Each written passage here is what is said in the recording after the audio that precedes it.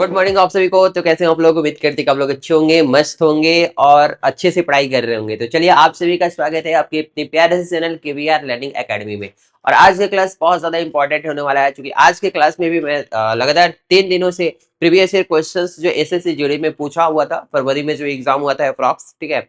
तो सारे के सारे क्वेश्चंस हम ईयर वाइज डिस्कशन करा रहे हैं, और आज के क्लास में भी हम सारे क्वेश्चंस को डिस्कशन करेंगे। यहाँ पे इजी वे में आपको समझाने का कोशिश करेंगे, और आप देखिएगा प्रीवियस ईयर क्वेश्चंस को सॉल्व कीजिएगा तो इस साल का भी जो पैटर्न रहेगा सेम टू सेम पैटर्न रहेगा। अगर आप प्रीवियस ईयर क्वेश्चंस को भी अच्छे तरीके से समझ लेंगे तो वहां पे भी देखिएगा ना कि रिपीटेशन हो रहा है क्वेश्चंस का, सिर्फ डाटा चेंज होता है।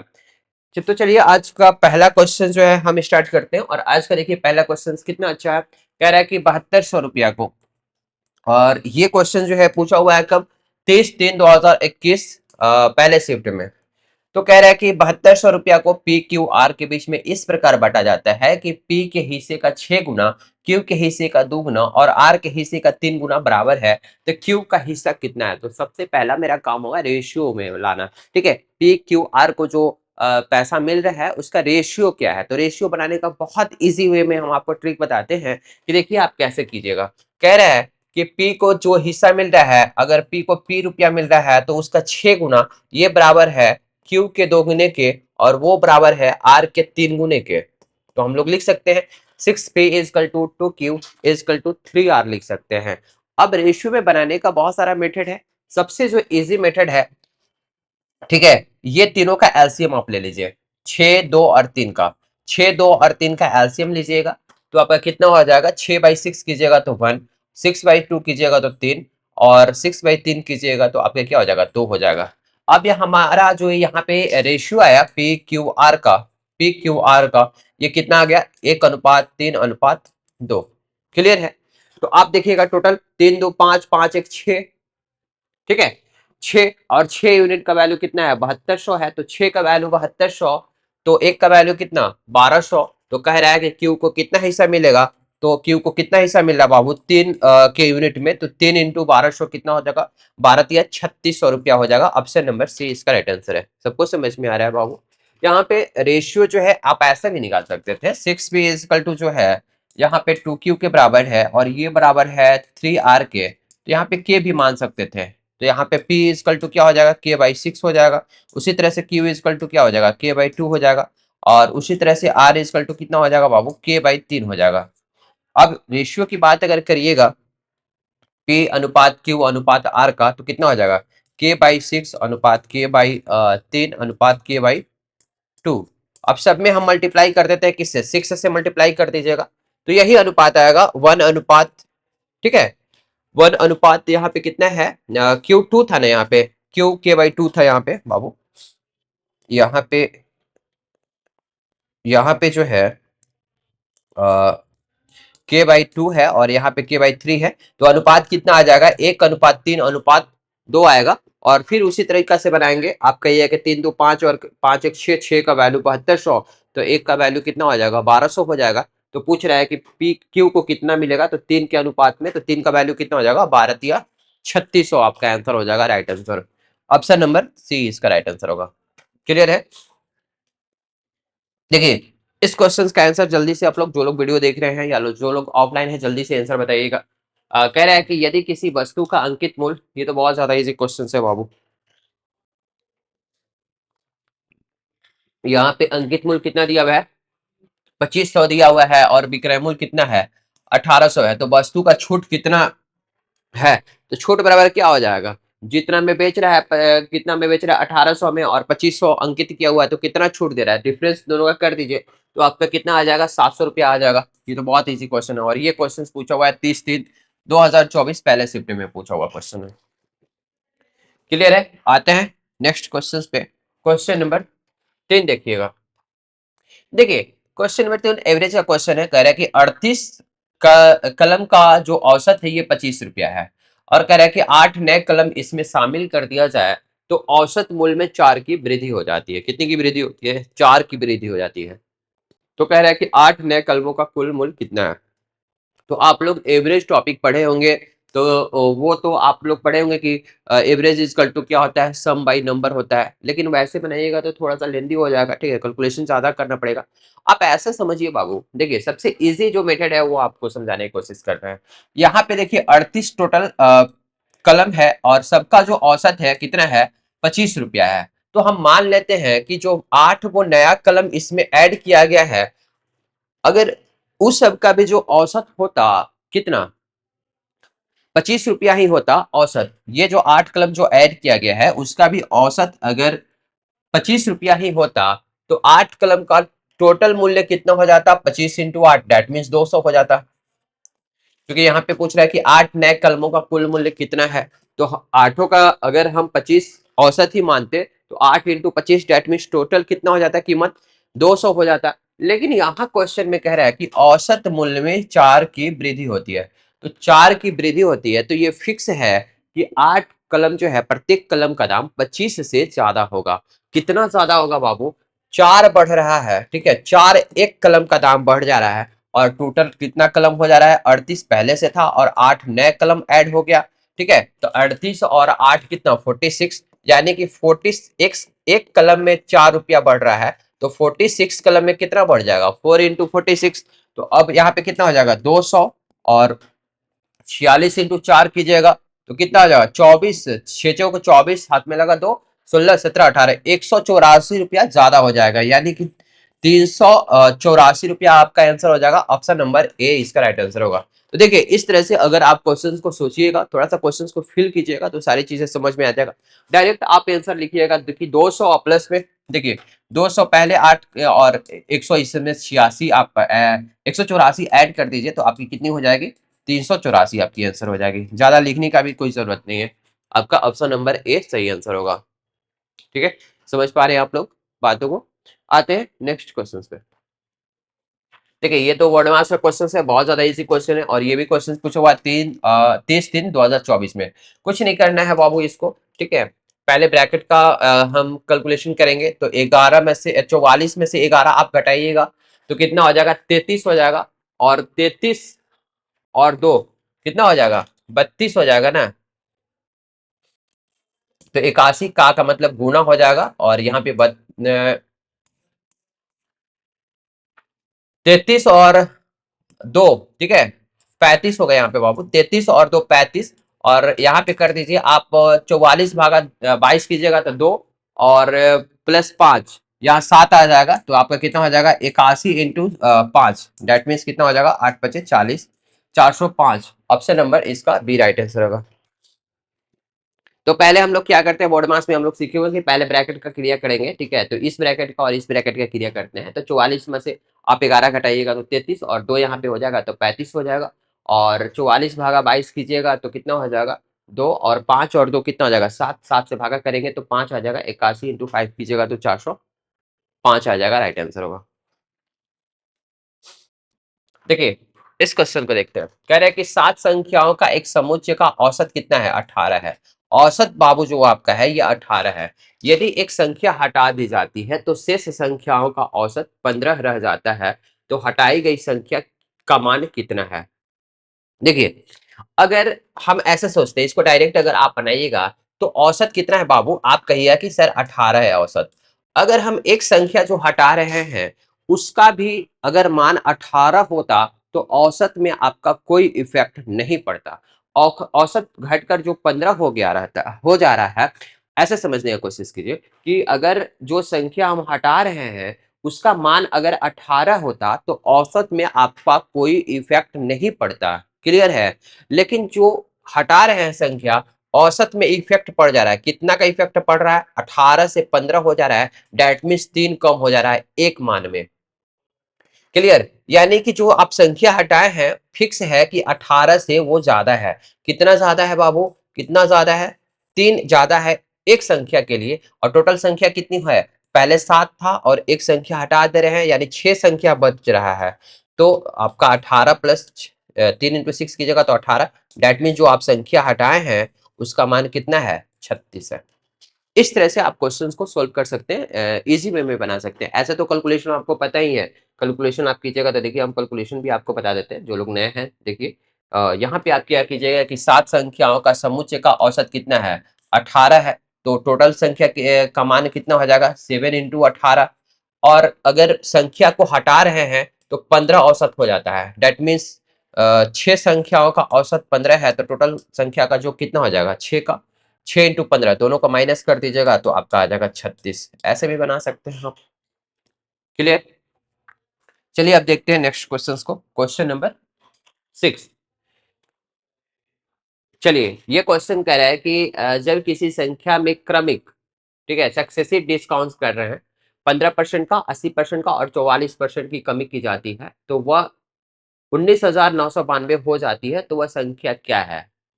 यानी कि कोई एक संख्या है, उसमें पहले 15%, इसके बाद 80%, इसके बाद 44% का है जो ना सक्सेसिव डिस्काउंट कर रहे हैं, सक्सेसिव डिक्रीज कर रहे हैं, तो लास्ट में वो संख्या जो है 19,992 बच जाती है। तो पूछ रहा है कि वह संख्या कौन सी है। तो हम देखिए इसको मेथड से भी बना सकते हैं या फिर रेशियो से भी बना सकते हैं। रेशियो से ही हम आपको समझाने की कोशिश करते हैं। पहले देखिए 15% और 15% का जो फ्रैक्शन में वैल्यू होता है, 5% का वैल्यू होता है 1/20, तो 15% का 15, ठीक है, 3/20 हो जाएगा। घट रहा है, माइनस कर दिए। इसके बाद कह रहा है कि 80% और 80% का वैल्यू कितना होता है, 20% का वैल्यू होता है 1/5, तो 80% का हो जाएगा 4/5। क्लियर। 44%, 4% का वैल्यू कितना होता है बाबू, 4% का वैल्यू होता है 1/25, तो 44% का वैल्यू हो जाएगा 11/25। क्लियर। अब जो पहले संख्या 20 थी, 20 में 3 का कमी हो गया बाबू, तो क्या हो जाएगा, 20 से 3 का कमी, डेट मीन 17 हो गया। इसके बाद जो संख्या 5 थी, 5 में 4 का कमी हो गया, तो 1 हो जाएगा। इसके बाद 25 से 11 कम हो जा रहा है, डेट मीन्स आपका कितना हो जाएगा, 25 में से आप 11 घटाइएगा तो आपका आ जाएगा 14 हो जाएगा। क्लियर। अब क्या करते हैं, इधर का इधर मल्टीप्लाई, इधर का इधर मल्टीप्लाई करेंगे। जो कट रहा है उसको काट दीजिए। इसको क्या है, 2 से काट दीजिए, तो यहाँ पे हो जाएगा 17 × 7। अब 25 बटे 125, और यहाँ पे 17 × 7 ही कर दीजिए। क्लियर। मल्टीप्लाई अभी नहीं कीजिए, क्योंकि जो कटने वाला है उसको हम कटाएंगे। अब कह रहा है कि बाद में जो संख्या 19,992 हो जाती है, यानी 17 × 7 का वैल्यू कितना है, 17 × 7 का वैल्यू जो है 19,992 है। तो पूछ रहा है कि पहले संख्या कितनी थी, तो 125 का वैल्यू निकाल देना है। तो 125 का वैल्यू कितना हो जाएगा बाबू, 125 का वैल्यू है 19,992 बटा में 17 × 7 और इंटू 125। अब इसको कैलकुलेट कर लीजिए, या डिजिटल सम लग रहा है तो डिजिटल सम से आप बना लीजिए। क्लियर। देखिए इसको हम 7 से पहले काटते हैं, 7 से काटिएगा बाबू, तो 7 दूनी 14, ठीक है, और बचेगा 59, 8 सत्ते 56, ठीक है, और 5 56, ठीक है, 2856 मिनट में कटेगा। और इसके बाद इसको 17 से काटिएगा तो 17 दूनी 34 होगा ना, 17 एकम 17, और 11 बचा 115, तो 6 और इसके बाद 8। अब इसको मल्टीप्लाई कर लीजिए, 168 को आप 125 से, डिजिटल सम से ही देखते हैं लास्ट डिजिट कितना आ जाएगा। 5 2 7 1 8, और यहाँ पे 8 1 9, यहाँ पे 8 और 1 9, 9 को इग्नोर कीजिए, 6 बचा, और इधर कितना बचा, 5 2 7 1 8, 8 छक 48, 48 का मतलब 12, यानी डिजिटल सम 3 आना चाहिए। डिजिटल सम 3 आना चाहिए, तो 3 किस में है, इसमें नहीं है। 2 1 3 1 4 आ रहा है, 2 2 4 आ रहा है, ये भी नहीं होगा। 2 1 3 1 4 आ रहा है, ये भी नहीं होगा। 2 और 1 3 ये हो जाएगा। आप मल्टीप्लाई भी कर लीजिएगा तो कितना आएगा, 2,10,000 आपका आंसर आएगा, एग्जैक्ट आंसर होगा। क्लियर है। तो इस तरह से आप क्वेश्चन को सोल्व कर लीजिएगा, ज्यादा लेंदी भी नहीं है। आप ये सब तो मन में ही कर सकते हैं, ठीक है, डायरेक्ट आप यहाँ से लिखिएगा, फिर इसके बाद कैलकुलेट कीजिएगा, तो आप फास्ट तरीके से क्वेश्चन को सोल्व कर सकते हैं। आते हैं नेक्स्ट क्वेश्चन पे। क्वेश्चन नंबर 7, ये भी बोर्ड मार्क्स का क्वेश्चन है। हमें लगता है कि एसएससी जीडी में 3 से 4 क्वेश्चन जो है ना, ये कैलकुलेशन का क्वेश्चन दे रहा है। और देखिए यहाँ पे सबसे पहले हम ब्रैकेट का क्रिया करेंगे, तो ब्रैकेट का क्रिया करेंगे तो कितना हो जाएगा, 12 - 10 कीजिएगा तो 2, और 42, और 2 44, 44 में से आप 17 कटा दीजिए, तो ये बचेगा 27, आपको बचेगा 27/3 कीजिएगा, 27/3 कीजिएगा तो 9, ठीक है, 27/3 है यहाँ पे बाबू, 3 नदी है 27, और प्लस 4 है, और यहाँ पे 4 से मल्टीप्लाई था तो 36 और +4 यानी कि 40 आपका आंसर आ जाएगा। ऑप्शन नंबर ए इसका राइट आंसर होगा। ठीक है, सब कुछ समझ में आ रहा है? सब कुछ समझ में आ रहा है ना बाबू? 36 + 4 डेट मीन्स 40 आपका आंसर हो जाएगा। इजी क्वेश्चन है, और ये क्वेश्चन भी पूछा हुआ क्वेश्चन था 30/3/2024 का, ये क्वेश्चन पूछा हुआ है पहले शिफ्ट में। देखिए, दो लड़का है और कह रहा है कि 540 मीटर लंबे पुल के विपरीत छोरे पर खड़ा है। यदि वे एक ही समय पर क्रमशः 18 मीटर प्रति मिनट यहाँ पे दिया हुआ और 12 मीटर प्रति मिनट की चाल से एक दूसरे की ओर चलना शुरू करता है, तो वे कितने समय में एक दूसरे से मिलेंगे? क्लियर है? तो टाइमिंग निकालने के लिए हम क्या करते हैं, टाइम इजकल टू क्या होता है, समय इजकल टू दूरी और बटा में रिलेटिव वेलोसिटी यहाँ पे है, relative velocity, distance, T equal to होगा डिस्टेंस और बटा में रिलेटिव वेलोसिटी। ठीक है, तो आपका डिस्टेंस कितना है, 540 है, और जब एक इधर से चल रहा है और एक इधर से चल रहा है, विपरीत डायरेक्शन में चल रहा है, तो आपका जो रिलेटिव वेलोसिटी हो क्या होगा, हम ऐड कर देंगे 18 और 12 कितना हो जाएगा, 30 हो जाएगा। ठीक ना? तो इसी क्वेश्चन से आप इसको काटिएगा तो 1 और 18 के 24 यानी 18 मिनट आपका टाइम लगेगा। ऑप्शन नंबर डी इसका राइट आंसर होगा। इसको नोट कीजिए, बहुत ज्यादा इजी क्वेश्चंस है। आपको पता है कि जब अगर विपरीत डायरेक्शन में वो लोग चल रहा है तो रिलेटिव वेलोसिटी क्या होगा, ऐड हो जाएगा। देखिए, अब आते हैं नेक्स्ट क्वेश्चन में। हमारा अगला क्वेश्चन, क्वेश्चन नंबर 9। देखिए, अमर है, समर है और उमेश मिलकर एक किताब को 15 दिन में पढ़ सकते हैं। 15 दिन में तीनों मिलकर पढ़ रहा है और कह रहा है कि अमर और समर मिलकर उस किताब को 30 दिन में पढ़ सकते हैं, तो उमेश अकेला उस किताब को कितने दिन में पढ़ सकता है? तो बहुत इजी क्वेश्चन है, 2024 का पूछा हुआ क्वेश्चन है। इसको तो आप मुंह जबानी बना सकते हैं। बाबू, आप एक चीज बताइए, यहाँ पे जो दे रहा है कि अमर और समर जो है 30 दिन में पढ़ सकता है, दोनों अगर मिल के पढ़ता है अमर और समर तो 30 दिन में पढ़ सकता है। ये देखिए, लेकिन यहाँ पे अमर, समर और उमेश अगर तीनों पढ़ता है एक साथ तो 15 दिन में पूरा पढ़ सकता है। अब एक चीज बताइए कि ये दोनों मिलके अमर और समर जो है 30 दिन में खत्म कर देता है, ठीक है, किताब को। तो ये लोग 15 दिन अगर पढ़ा होगा तो 15 दिन में 50% पढ़ा होगा, है ना?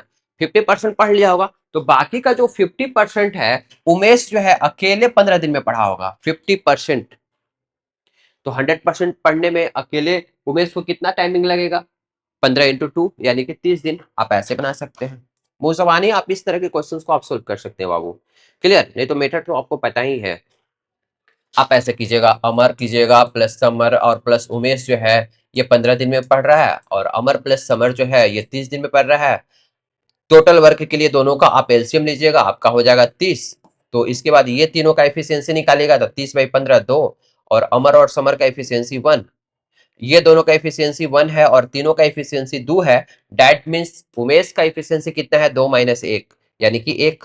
अब उमेश को कितना टाइमिंग लगेगा, टाइम निकालने के लिए टोटल वर्क को हम एफिशिएंसी से डिवाइड कर देंगे, दैट मीन्स 30 आपका आंसर आ जाएगा। आप ऐसे भी बना सकते हैं, लेकिन इस तरह के क्वेश्चंस को जो बिना पेन कॉपी का बन सकता है, आप ऐसे भी सोच सकते हैं कि बाबू ये दोनों मिलकर 30 दिन में पढ़ सकता है और 15 दिन यहाँ पे पढ़ा है, यानी फिक्स है कि 50% ये लोग पढ़ लिया होगा, है ना? तो 50% जो है 15 दिन में उमेश पढ़ा होगा, तो उमेश 50% को 15 दिन में पढ़ा है, तो 100% पढ़ने में कितना टाइमिंग लगाया होगा, तो 30 दिन का टाइमिंग, दुगना टाइमिंग लगाया। आते हैं नेक्स्ट क्वेश्चन पे। किसी धनराशि का 30% वार्षिक दर से 2 वर्षों के लिए चक्रवृद्धि ब्याज और साधारण ब्याज का डिफरेंस जो है 5400 रुपया है, तो वह धनराशि कितनी है? इस तरह का बहुत सारा क्वेश्चंस आप देखिएगा सीआई और एसआई वाले टॉपिक्स में, प्लेलिस्ट में जाइएगा तो बहुत सारा क्वेश्चंस बताए हैं और बहुत सारा मेथड भी बताया है, रेशियो से भी कैसे बनाइएगा, किस तरह का डाटा रहेगा, तो आपको फॉर्मूला से भी बनाना ईजी होता है, ठीक है, फास्ट तरीके से। तो वहां पे रेशियो लगाने की कोई जरूरत नहीं है। जैसे इस क्वेश्चन में अगर बात कीजिएगा, 30% अगर रेट ऑफ इंटरेस्ट है बाबू, अगर पहले साल 30% लग रहा है तो दूसरे साल भी 30% ही लगेगा एसआई में। तो एसआई कितना हो जाएगा, 30 30 60 हो जाएगा। लेकिन वही जब सीआई की बात करिएगा तो पहला साल तो 30% लगेगा ही लगेगा, दूसरा साल भी 30% लगेगा, लेकिन दूसरा साल जो है पहले साल का ब्याज का भी ब्याज लगता है। तो आप ये भी फॉर्मूला से भी बनाइएगा, तो 30 + 30 + 30 × 30/100, तो टोटल आ जाएगा आपका 30 30 60 और 9 69। तो डिफरेंस कितना आ गया, 60 और 69 का डिफरेंस 9, और 9 का वैल्यू कितना है 5400 है, तो एक का वैल्यू 600। ठीक है, तो 100% का वैल्यू हो जाएगा आपका 60,000। तो इस तरह से भी क्वेश्चंस को मुंह जबानी आप बना सकते हैं। बहुत सारे लोगों को अगर समझ में नहीं आएगा तो हम देखिए फिर से लिखते हैं। यहाँ पे रेट ऑफ इंटरेस्ट बाबू जो है ये 30% है, और टाइम जो है ये 2 साल है। तो एसआई की बात करिएगा सिंपल इंटरेस्ट का, तो पहले साल 30%, दूसरे साल भी 30%, डेट मीन्स आपका 60% हो जाएगा। लेकिन वही जब सीआई की बात करिएगा तो 30 + 30 + 30 इंटू 30/100, डेट मीन्स 69%। ठीक है, दोनों का डिफरेंस कितना है 9% है, लेकिन यहाँ पे कह रहा है कि 5400, तो 9% का वैल्यू हो गया बाबू 5400, तो 1% का वैल्यू कितना हो जाएगा 9 × 6 = 54, 600।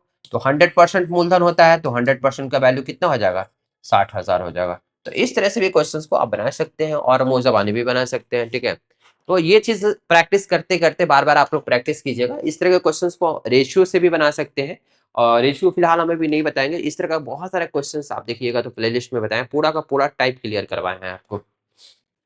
आते हैं नेक्स्ट। कह रहे हैं कि यदि किसी वस्तु का क्रयमूल्य उसके विक्रयमूल्य का 80% है, तो 80% का वैल्यू जो होता है, 20% का वैल्यू आपका होता है 1/5। तो 80% का वैल्यू कितना हो जाएगा एक 80% की वैल्यू 80% की वैल्यू 80% का जो वैल्यू होगा ये 4/5 होगा। क्लियर है। और कह रहा है कि क्रयमूल्य उसके विक्रयमूल्य का, यानी विक्रयमूल्य अगर आपका 5 है तो क्रयमूल्य कितना है 4 है। तो लाभ प्रतिशत, 4 रुपया में खरीदे हो बाबू और 5 रुपया में बेच रहे हो, कितना का प्रॉफिट हो रहा है 1 का प्रॉफिट हो रहा है। 1 का प्रॉफिट हो रहा है किस पे 4 पे, चूंकि 4 पे आपने इन्वेस्ट किया था तो 1/4, 1/4 का मतलब कितना परसेंट 25%। क्लियर है। आते हैं नेक्स्ट क्वेश्चन पे। कह रहा है कि 1 किलोग्राम चीनी की कीमत में 34% की वृद्धि होती है। बाबू 34% जो था, अगर 100 रुपया मूल्य था तो 34% वृद्धि यानी कि 134 रुपया हो जाएगा मूल्य। 34% की वृद्धि हो रही है, और यह वृद्धि 51 रुपये की है, तो प्रति किलोग्राम चीनी की नई कीमत क्या है। नई कीमत पूछ रहा है। ठीक है, आप कह रहे हो कि 34% बढ़ा है, लेकिन क्वेश्चन में कह रहा है 51, यानी 34% का वैल्यू कितना है 51 रुपया। तो अब जो है कि प्रति किलोग्राम चीनी की नई कीमत कितनी है, तो अब कितनी हो जाएगी 134%। 134% का वैल्यू निकाल दीजिए, 51/34 और इंटू 134। 17×51, 17×2 = 34, इसको 2 से काटिएगा बाबू, तो कितना हो जाएगा 6×2 = 12, 7×2 = 14, 17×21, 2, 17×18, 19×20, यानी 201 रुपया आपका आंसर हो जाएगा। ऑप्शन नंबर बी इसका राइट आंसर होगा। क्लियर है। आते हैं नेक्स्ट क्वेश्चंस पे। सारे के सारे क्वेश्चंस जो है ना इजी क्वेश्चंस है। देखिए इस तरह के क्वेश्चंस को भी आप मुंह जबानी बना सकते हैं, और ये क्वेश्चंस भी पूछा हुआ है 2024 का 30/3/2024 पहले शिफ्ट में ये क्वेश्चंस पूछा हुआ है। ये क्वेश्चन कह रहा है कि किसी वार्षिक ब्याज की दर पर साधारण ब्याज पर एक धनराशि 5 वर्षों में स्वयं की तिगुनी हो जाती है। यानी अमाउंट की बात कर रहा है, मिश्रधन की बात कर रहा है कि अगर आपकी मूलधन 1 रुपया था तो 5 साल के बाद जो है तिगुनी हो जा रही है, यानी कि 3 रुपया हो जा रही है। तो ब्याज कितना हो गया होगा, ब्याज 2 बढ़ा होगा। 1 रुपया मूलधन था और 3 रुपया हो गया, तो ब्याज कितना बढ़ा होगा 2 रुपया। नहीं, तो 2 बढ़ा होगा। ठीक ना, 2 बढ़ा होगा ब्याज कितना साल में 5 साल में, तो 1 साल में 2/5, और परसेंटेज निकालने के लिए 100 से मल्टीप्लाई कर देंगे। ठीक है, तो यहाँ पे ये काटेगा तो 20, 20×2 = 40%। ऑप्शन नंबर सी इसका राइट आंसर होगा। क्लियर।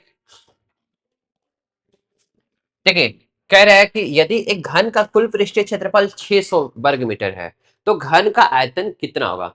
तो बहुत इजी क्वेश्चन है। आप कहिए कि 600 जो है घन का कुल पृष्ठीय क्षेत्रफल है, और घन का कुल पृष्ठीय क्षेत्रफल का फॉर्मूला क्या होता है 6a² होता है। 6a² का वैल्यू 600 है। ठीक है, तो a² का वैल्यू कितना हो जाएगा 100, तो a का वैल्यू कितना हो जाएगा बाबू 10। और घन का आयतन जो होता है वॉल्यूम इक्वल टू क्या होता है a क्यूब, दैट मीन्स 10 का क्यूब, और 10 का क्यूब मतलब 1000 घन सेंटीमीटर। ऑप्शन नंबर सी इसका राइट आंसर हो। तो इस तरह के क्वेश्चन को आप मुंह जबानी बना सकते हैं, इतना कैलकुलेशन करने की कोई जरूरत नहीं है। आप फास्ट बनाइएगा तो डायरेक्ट देखिएगा 6a² का वैल्यू 600 है, 6 कटेगा तो a का वैल्यू कितना हो जाएगा 10, a क्यू का वैल्यू कितना हो जाएगा 1000। तो बताइए कितना टाइमिंग लगेगा इस तरह के क्वेश्चन को बनाने में, ठीक ना।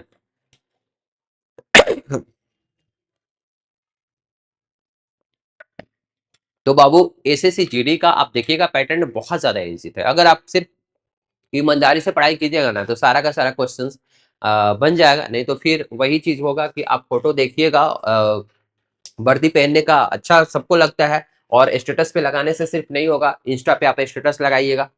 तो चलिए मेहनत उसके लिए करना पड़ता है। आते हैं नेक्स्ट क्वेश्चन पे। ये क्वेश्चन पे देखिए फिर से क्वेश्चन आ गया, और ये सेम ईयर में पूछा हुआ 30/3/2024, सेकंड पहले शिफ्ट में पूछा हुआ क्वेश्चन है। आप यहाँ पे देखिएगा 6 और 4 10, ठीक है, और 10 दूनी 20 और 20 - 5 15। ये क्वेश्चन एसएससी जीडी में पूछा हुआ क्वेश्चन, बताइए मजाक बन के बन गया है ये। अब देखिए इस तरह के क्वेश्चंस को भी देखिए हम डायरेक्ट आपको बताते हैं।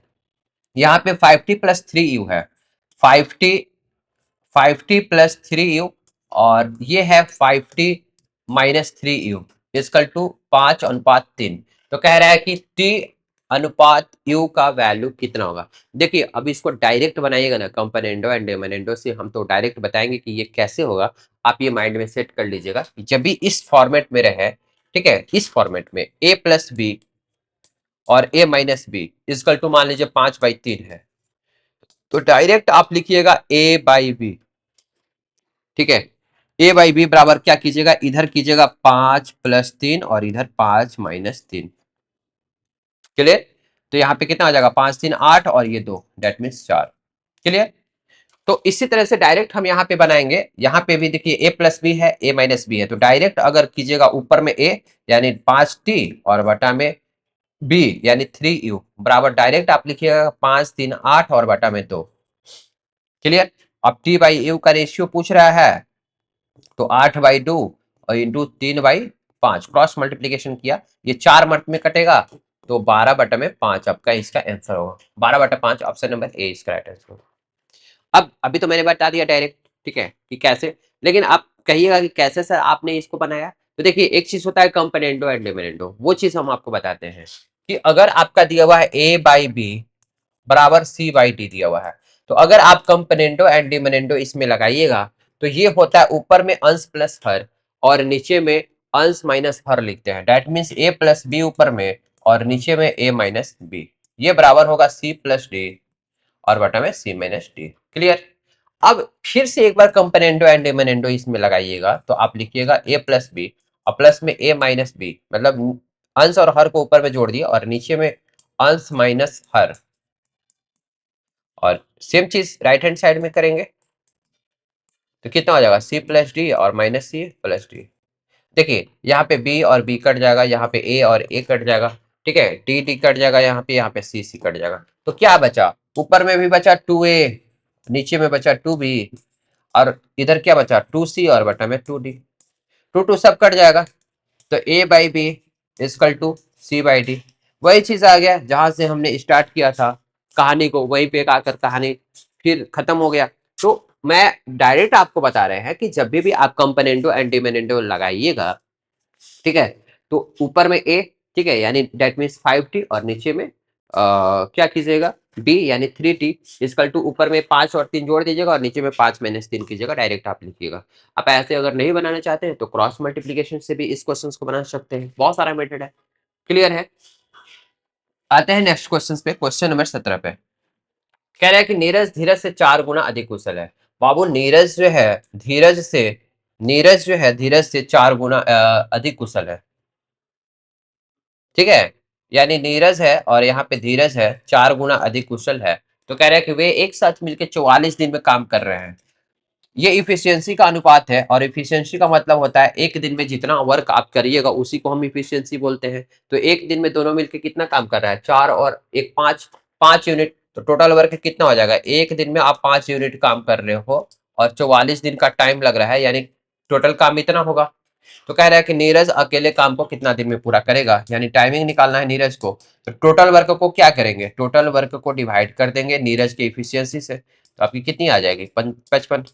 ये 4 मिनट में कटेगा, 11 इंटू 5 कितना हो जाएगा 55 दिन। तो इतना इजी क्वेश्चन देखिए एग्जाम में पूछा हुआ क्वेश्चन है, ठीक है ना। आते हैं क्वेश्चन नंबर 18 पे। कह रहा है कि एक दुकानदार अपने सामान पर 20% अधिक मूल्य अंकित करता है और उसे 12% का लाभ पर बेचता है। लाभ और हानि जो होता है बाबू, वो हमेशा क्रय मूल्य पे होता है। किस पे होता है? क्रय मूल्य पे। आपने जितना इन्वेस्ट किया उसी हिसाब से ना आप देखिएगा कि आपका प्रॉफिट हुआ है कि लॉस हुआ है। ऐसा तो नहीं है कि मान लीजिए ये मोबाइल आपने 10,000 का खरीदा है और इस पे अंकित कर दिया 50,000 रुपया, सीधा 40,000 रुपया इंक्रीज कर दिया, ठीक है, और आप बेचिएगा तो 50,000 रुपया के हिसाब से नहीं ना देखिएगा कि हमने 50,000 रुपया इस पे अंकित किया हुआ है। तो इसीलिए प्रॉफिट और लॉस हमेशा किस पे देखा जाता है? क्रय मूल्य पे देखा जाता है। और डिस्काउंट जो दिया जाता है हमेशा अंकित मूल्य पे दिया जाता है। तो इसने क्या किया बाबू कि 100 रुपया में मान लीजिए कोई सामान खरीदा है और 20% अधिक मूल्य अंकित कर दिया, यानी इस पे एमपी जो है मार्च प्राइस 120 लिख दिया। 20% अधिक का मतलब 20 रुपया ज्यादा लिख दिया। लेकिन कह रहे हैं कि 12% के लाभ पर बेचता है, तो लाभ हमेशा किस पे होगा? क्रय मूल्य पे। 100 रुपया में खरीदे हो और 12% का लाभ होता है, यानी 112 में बेचे हो। तो अब यहाँ पे देखिए ये आपका सेलिंग प्राइस हो गया, एसपी। मार्क्स प्राइस 120 रुपया है और बेच रहे हो आप 112 रुपया में, तो कितना का डिस्काउंट दिए? आपने 8 रुपया का डिस्काउंट दिया। कितना पे डिस्काउंट दिया? मार्क्स प्राइस यानी 120 पर, और परसेंटेज निकालने के लिए आप 100 से मल्टीप्लाई कीजिएगा। तो ये 4 दूनी 8 हो जाएगा, चरतिया 12 हो जाएगा, जीरो से जीरो कट जाएगा, यानी 20/3। और 20/3 का मतलब कितना हो जाएगा? 6.66%। ऑप्शन नंबर 20 का राइट आंसर होगा। तो इस तरह से क्वेश्चंस को आप इजी वे में बना सकते हैं। मान लीजिए कि आपने 100 रुपये में खरीदा और आपने 20 रुपये बढ़ा के लिखा, यानी एमपी हो गया 120, और बेचा है 12% के लाभ पर, यानी सेलिंग प्राइस है 112। ठीक है ना? तो पूछ रहा है क्वेश्चन में कितना का छूट, कितना परसेंट का छूट है, तो छूट दिया। छूट हमेशा मार्च प्राइस पे मिलता है। 120 रुपया, 120 रुपया आपने लिखा है और बेचा है 112 में, तो कितना का छूट दिया बाबू? 8 रुपया का छूट दिया। कितना पे? 120 पे। और परसेंटेज निकालने के लिए 100 से मल्टीप्लाई कर दिया मैंने। आते हैं नेक्स्ट क्वेश्चन। क्वेश्चन नंबर 26 बताइए। 4 क्वेश्चन हमें लग रहा है कि इस वाले सेक्शन में 30/3/2024 को जो एग्जाम हुआ है, ये चौथा पांचवा क्वेश्चन हमें लग रहा है कि बोर्ड मास से क्वेश्चन दिया। ये क्वेश्चन भी बहुत ज्यादा इजी है, आप इसको सोल्व कर लीजिए। 36 माइनस यहाँ पे 12 कीजिएगा और उसको 6 से डिवाइड कीजिएगा, और यहाँ पे हो जाएगा 21/3 कीजिएगा तो 7 हो जाएगा, 7 इंटू 2 कीजिएगा तो 14 हो जाएगा। ठीक है, आप इसको कैलकुलेट कर लीजिएगा। क्लियर है? आते हैं नेक्स्ट क्वेश्चन पे। एक व्यक्ति जो है 85 रुपया में 50 जूते बेचने पर 15% की हानि होती है। बाबू 85 रुपया में 50 जूते बेचता है, तो एक जूते का जो सेलिंग प्राइस है कितना हो जाएगा? 85। ठीक है, एक जूते का जो सेलिंग प्राइस होता है, 50 जूते का अगर कीमत 85 रुपया है, तो एक जूते का सेलिंग प्राइस कितना हो जाएगा? 85/50। अब कह रहा है कि 15% की हानि होती है, तो हम यहाँ पे क्रैमूल निकालना चाहते हैं। तो क्रैमूल बराबर क्या होता है? सीपी इक्वल टू क्या होता है? एच पी इंटू 100 और बटा में कितना? 100 माइनस लॉस। तो ऊपर में 100 कर देते हैं और नीचे में कितना? 15% का हानि होते हैं, तो 85 यहाँ पे कर देते हैं, ये हो जाएगा सीपी। लेकिन कह रहा है कि 135 रुपया का लाभ अर्जित करने के लिए, ठीक है, तो ये अगर 135 रुपया अगर इसको प्रॉफिट चाहिए, तो सेलिंग प्राइस कितना पड़ेगा करना पड़ेगा? 135 यहाँ पे कर देते हैं और नीचे में 100 कर देते हैं। अब देखिए, दो जीरो से दो जीरो कट जाएगा, 85 से 85 कट गया, तो बचा कितना? 135/50। क्लियर है? ये सेलिंग प्राइस है। तो कह रहा है कि 50 जूते के विक्रय मूल्य कितना, 50 जूतों का विक्रय मूल्य कितना होना चाहिए? तो देखिए, ऊपर में रुपया लिखते हैं और नीचे में आर्टिकल लिखते हैं, तो 50 जूता को कितना में बेचना पड़ेगा? 135 में। ठीक है, 135 रुपए। किसी को कोई कंफ्यूजन नहीं है इस क्वेश्चन में? एक जूते का अगर इतना सेलिंग प्राइस है, तो 50 जूते का कितना होगा सेलिंग प्राइस? तो 135 हो जाएगा। क्योंकि ये मैंने जो निकाला है टोटल 135 में 50 एक जूते का निकाला है। ठीक है, एक जूते का विक्रय मूल्य इतना है, तो 50 जूते का कितना हो जाएगा? 135। क्लियर है सबको? तो ये इस सेशन का लास्ट क्वेश्चन था। सारे के सारे क्वेश्चन आपको इजी वे में समझाने का कोशिश किया। फिर आप लोग से मिलते हैं अगले क्लास में। आज के लिए इतना ही। चलिए, थैंक्स।